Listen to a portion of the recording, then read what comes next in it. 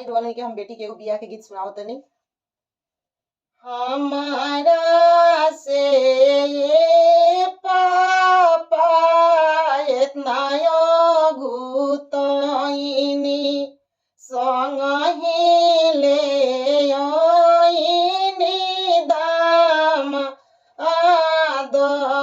हमारा से ये चाचा इतना गुतनी संग ही ले आईनी बड़िया आत एको पादारथ पापा कुछ होना जननी कैसे होई है ससुर में बास अरे पाँचों पादारथ चा कुछ होना जननी कैसे होई है ससुर में बास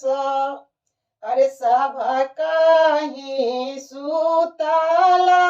पर सुती है बेटी उठी हमें होता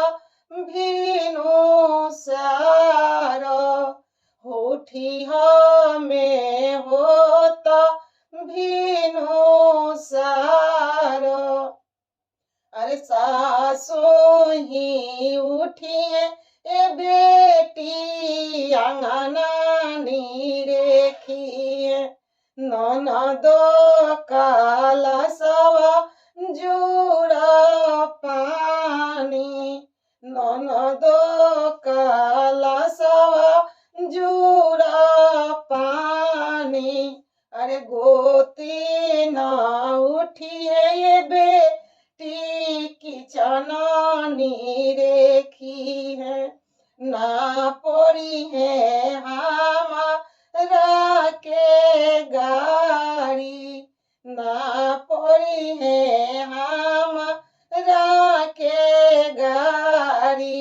अरे सभा कहीं खोइला पर खोई हो ये बेटी करी हो रसोइया मन लाई